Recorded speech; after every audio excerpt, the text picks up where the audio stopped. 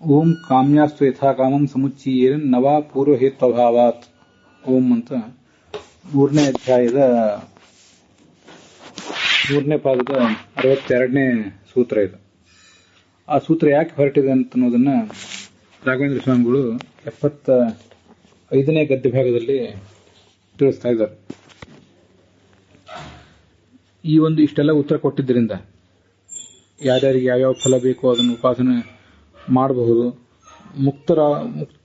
ಮೋಕ್ಷವನ್ನು ಬಯಸುವವರ ಒಂದು ಪ್ರವೃತ್ತಿ ಬೇರೆ, ಬೇರೆಯವರ ಪ್ರವೃತ್ತಿ ಬೇರೆ ಅನ್ನೋದನ್ನೆಲ್ಲ ಸಮರ್ಥನೆ ಮಾಡಿದರು. ಅದರಿಂದ ಮತ್ತೊಂದು ಪ್ರಶ್ನೆಗೆ ಉತ್ತರ ಕೊಟ್ಟ ಹಾಗಾಯಿತು.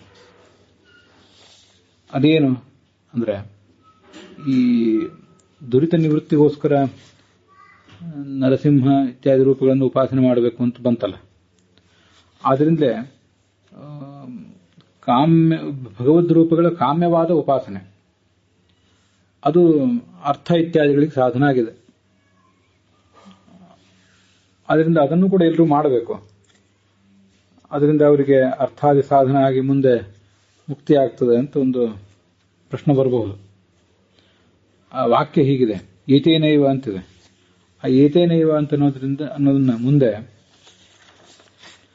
ಸಂಗೃಹೀತ ಸೂತ್ರಸ್ಯ ಅರ್ಥೋಪಿ ಸಂಗೃಹೀತ ಅಲ್ಲಿಗೆ ಅನ್ವಯ ಮಾಡ್ಕೋಬೇಕು. ಇದರಿಂದಲೇ ಈ ಹಿಂದೆ ಹೇಳಿದ ವಿಷಯದಿಂದರೆ 62ನೇ ಸೂತ್ರದ ಅರ್ಥವನ್ನು ಸಂಗ್ರಹಿಸಿದಂತಾಯಿತು ಅಂತ. ಅದರಿಂದ ನಡುವೆ ಆ ದಂಡಗಳು ಏನಿವೆ ಅಲ್ಲ, ಫುಲ್ ಸ್ಟಾಪ್ಗಳಿವೆ, ಒಂದು ಏನೋ ಫುಲ್ ಸ್ಟಾಪ್ ಇದೆ, ಅವೆಲ್ಲ ಅಷ್ಟು ಯೋಗ್ಯ ಅಲ್ಲ. ಅಲ್ಲಿ ಕಾಮ್ಯ ಭಗವದ್ರೂಪ ವಿಶೇಷಾದ್ಯುಪಾಸನಮಪಿ ಸರ್ವೇಷಾಂ ಅವಶ್ಯಕಂ. ಭಗವದ್ರೂಪಗಳ ಕಾಮ್ಯವಾದ ಉಪಾಸನೆ. ಕಾಮ್ಯ ಅನ್ನೋದು ಭಗವದ್ರೂಪಕ್ಕೆ ಅನ್ವಿತ ಆಗೋದಿಲ್ಲ. ಭಗವದ್ರೂಪ ವಿಶೇಷಗಳ ಕಾಮ್ಯವಾದ ಉಪಾಸನೆ ಅದು ಸರ್ವರಿಗೂ ಕೂಡ ಅವಶ್ಯಕ. ಯಾಕೆಂದ್ರೆ ಅರ್ಥಾದಿ ಸಾಧನತೆಯ, ಕೆಲವರಿಗೆ ಅದು ಅರ್ಥ ಸಾಧನ, ಮತ್ತು ಕೆಲವರಿಗೆ ಮತ್ತೇನೇನೋ ಸಾಧನ ಆಗ್ತದೆ, ಅದರಿಂದ ಅದು ಬೇಕು ಅಂತ ಈಗ ಪ್ರಶ್ನೆ ಬಂದ್ರೆ, ಮುಮುಕ್ಷೂಣಂ ನಾವಶ್ಯಕಂ, ಮುಮುಕ್ಷುಗಳಿಗಂತೂ ಅದು ಬೇಕಾಗೇ ಇಲ್ಲ. ಅನ್ಯೇಷಾಂ ಅವಶ್ಯಕಂ, ಅಲ್ಲಿ ಸ್ವಲ್ಪ ವಾಕ್ಯ ತಪ್ಪಿದೆ, ಅವಶ್ಯಕಂ ಅಂತ ಅದನ್ನ ಸರಿಯಾಗಿ ತಿದ್ಕೊಳ್ಬೇಕು. ಮುಮುಕ್ಷುಗಳಿಗಂತೂ ಇದು ಬೇಕಾಗಿಯೇ ಇಲ್ಲ. ಬೇರೆಯವರಿಗೆ ಅದು ಮಾಡಬಹುದು. ಅರ್ಥ ಇತ್ಯಾದಿಗಳು ಯಾರ್ಯಾರಿಗೆ ಬೇಕೋ,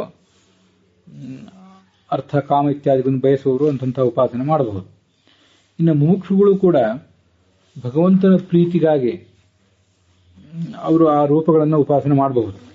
ಯಾಕೆಂದ್ರೆ ಅವರಿಗೆ ಕಾಮ ಪ್ರಾಪ್ತಿಗಾಗಿ ಅಲ್ಲ, ಕಾಮ ಪ್ರಹಾಣೇನ, ಅವರಲ್ಲಿರುವಂತಹ ಕಾಮ ಮೊದಲಾದವುಗಳು ನಾಶ ಆಗಬೇಕು ಅನ್ನೋ ದೃಷ್ಟಿಯಿಂದ ಅವರು ಕೂಡ ಮಾಡಬಹುದು. ಅಲ್ಲಿ ಕಾಮ ಪ್ರಹಾಣೇನ ಇತ್ಯಾದಿಗಳ ಅನುವಾದವನ್ನು ಪೂರ್ಣ ಮಾಡಿಲ್ಲ ಕೆಳಗಡೆ, ಅದರಿಂದ ಅನುವಾದವನ್ನು ನಾವೇ ತಿಳ್ಕೊಳ್ಬೇಕಷ್ಟೆ.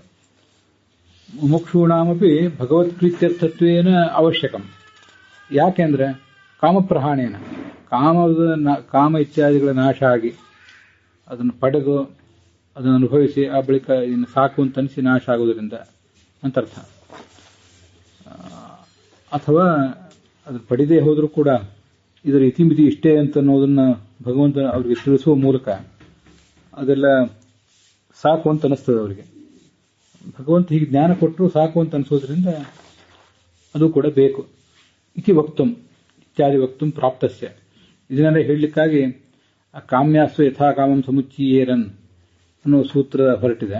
ಅದರ ಅರ್ಥವೂ ಕೂಡ ಏತೇನ ಸಂಗ್ರಹೀತ, ಇದೇ ವಾಕ್ಯದಿಂದಲೇ ಆಚಾರ್ಯರಿಂದ ಸಂಗ್ರಹಿಸಲ್ಪಟ್ಟಿದೆ. ಯಥಾಕ್ರಮಂ ಸ್ವಸ್ವಪ್ರಾಪ್ಯ ಫಲಾನುರೋಧೇನ ಬಹುಗುಣೈ ವಿಷ್ಣು ಉಪಾಸ್ಯ ಮಾನುಷಾದಿಭಿ ಇತಿ ಅರ್ಥಕಥನಾತ್.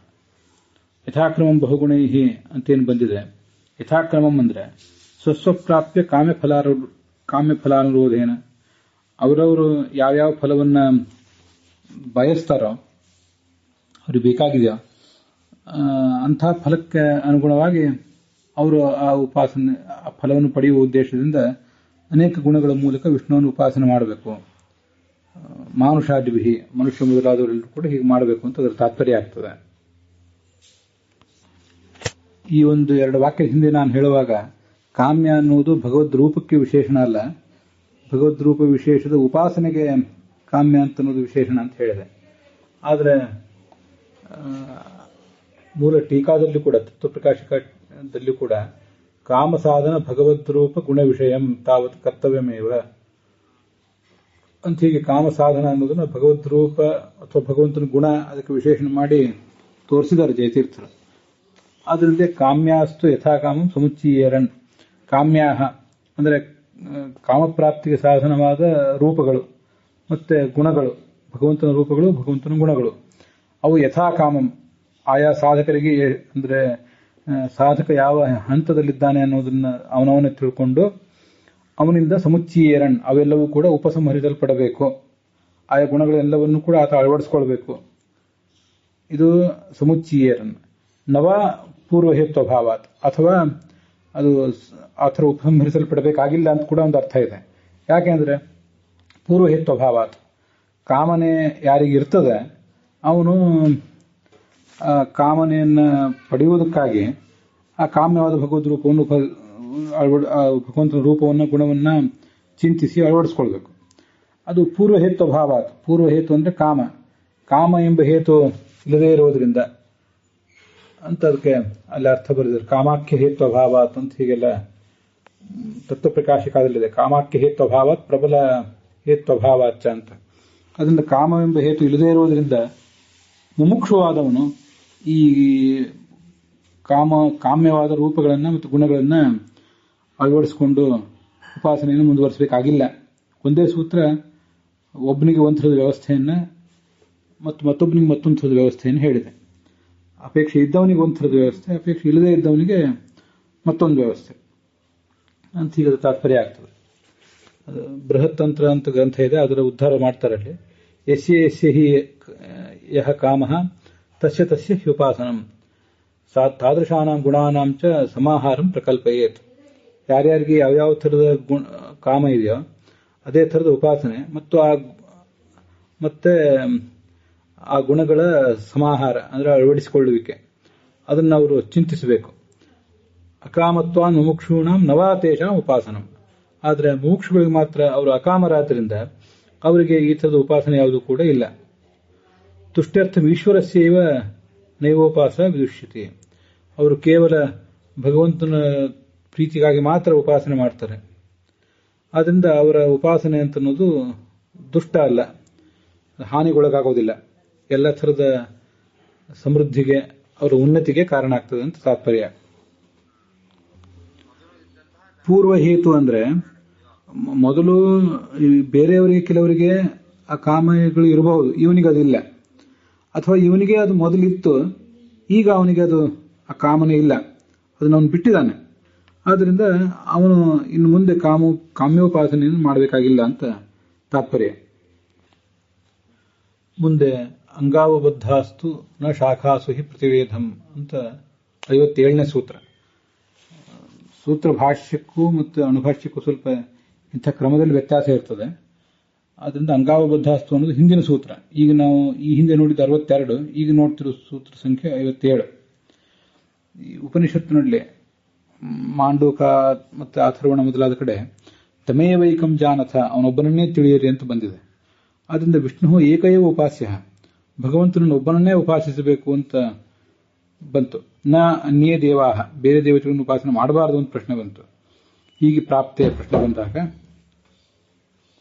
ಅನ್ಯೇಪಿ, ಬೇರೆಯವರು ಕೂಡ ಭಗವತ್ ಪರಿವಾರತ್ವೇನ ಉಪಾಸ್ಯ, ಇತರ ದೇವತೆಗಳನ್ನು ಕೂಡ ಭಗವಂತನ ಪರಿವಾರ ಎಂಬುದಾಗಿ ಉಪಾಸನೆ ಮಾಡಲೇಬೇಕು.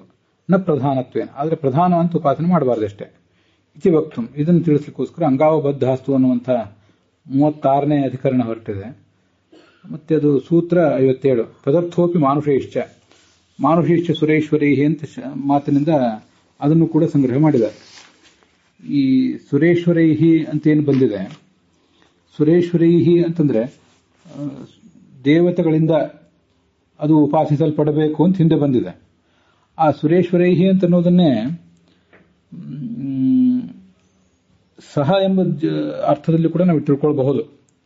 ಸುರೇಶ್ವರೈಹಿ ಅಂದ್ರೆ ಸುರೇಶ್ವರೈಹಿ ಸಹ ಅಂತ ಈಗ ಅರ್ಥ. ಈ ಸೂತ್ರಕ್ಕೆ ಬೇಕಾದಂತೆ ಸುರೇಶ್ವರೈಹಿ ಸಹ, ಭಗವಂತ ಇತರ ದೇವತೆಗಳ ಸಂಗಡವೇ ಉಪಾಸಿಸಲ್ಪಡಬೇಕು ಅಂತ ಹೀಗ ತಾತ್ಪರ್ಯ ಇಲ್ಲಿ. ಅದ್ರ ಜೊತೆಗೆ ಅಂತ ಇಲ್ಲಿ ಅರ್ಥ. ಸುರೇಶ್ವರೈಹಿ ಸಹ ಅಂತ ಅಧ್ಯಾಯ ಮಾಡ್ಕೊಳ್ದೆ ಹೋದ್ರು ಸಹ ಅನ್ನೋ ಅರ್ಥ ಅಲ್ಲಿ ಅಂತರ್ಗತವಾಗಿದೆ.